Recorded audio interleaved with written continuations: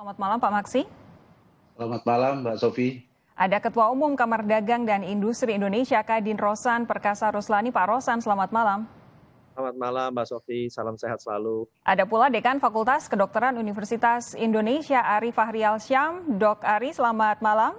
Selamat malam Mbak Sofi. Ada pula Direktur Eksekutif Center of Reform on Economics Muhammad Faisal.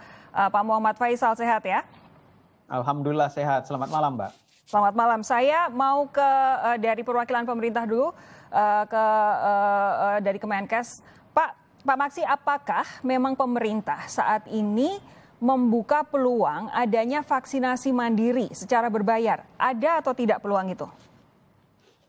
Ya, Mbak Sofi, seperti disampaikan oleh Pak Presiden, ya pemerintah membuka opsi untuk vaksin. Saya baru klarifikasi lagi, jadi kita bukan vaksin mandiri tapi vaksin gotong royong. Ya, gotong royong. Jadi kenapa? Karena untuk kita mencapai kekebalan kelompok, tadi disampaikan oleh Mbak Rosi, herd immunity, tentu kita perlu ada kerjasama dari berbagai pihak. Maksudnya gotong royong ini apa Pak? Jangan-jangan hanya semacam istilah saja. Kayak kemarin kita semua dibikin bingung antara PSBB dan PPKM. Sekarang vaksinasi mandiri dan vaksinasi gotong royong. Apa bedanya?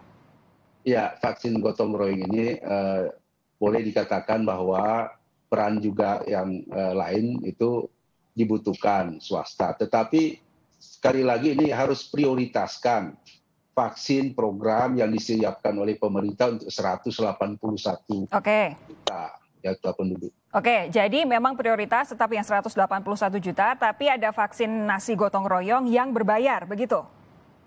Ya. Yang dibayar oleh masing-masing perusahaan atau perorangan, mandiri, begitu? Ya, benar sekali. Jadi bisa dalam bentuk perusahaan untuk menjamin anggota pegawainya maupun keluarganya, ya bisa. Jadi tetap berbayar walaupun namanya gotong royong ya?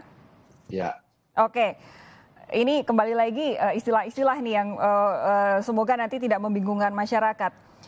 Saya beralih ke Pak Rosan. Pak Rosan, mengapa sih dari pihak Kadin, terutama Anda, sampai kemudian memunculkan wacana untuk diadakannya vaksinasi mandiri?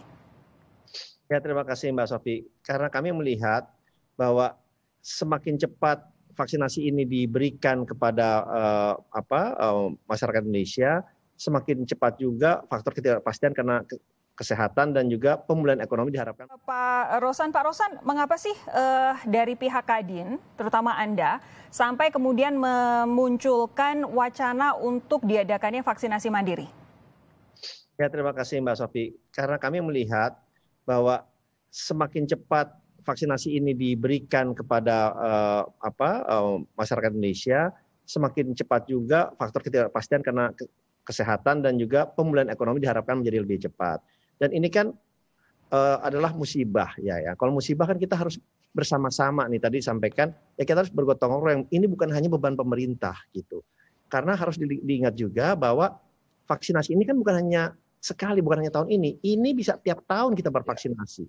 Masa ini semua dibebankan kepada pemerintah. Dan kita pun akan memberikan gratis loh Mbak, ini kita kepada para pekerja kita, pada karyawan kita, dan juga pada keluarganya gratis. Jadi ini adalah yang kita lihat untuk kebaikan juga kita semua. Kenapa?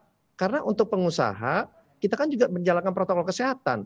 Kita secara reguler setiap 2 minggu sekali, setiap sebulan sekali kita mengadakan antigen, kita mengadakan PCR, ya yang cost-nya kan kalau kita laksanakan vaksinasi saja mungkin untuk selama 6 bulan setahun akan juga menjadi lebih efisien. Jadi itu pun sebenarnya sudah berbicara dengan asosiasi industri, dengan para pengusaha, sama sekali juga tidak membebani para pengusaha. Karena sudah ada dalam budget kita. Oke, begini, kalau kemudian ada vaksinasi mandiri ini yang kemudian digagas oleh para pengusaha untuk para karyawannya dan keluarganya, dapatnya dari mana Pak Rosan? Oke, kita mengusulkan 2 ya Mbak Sofi. Pertama adalah yang kita beli dari pemerintah. Itu yang pertama. Beli dari pemerintah? Ya, ada 2. Satu dari pemerintah, kedua adalah kita mengimpor langsung.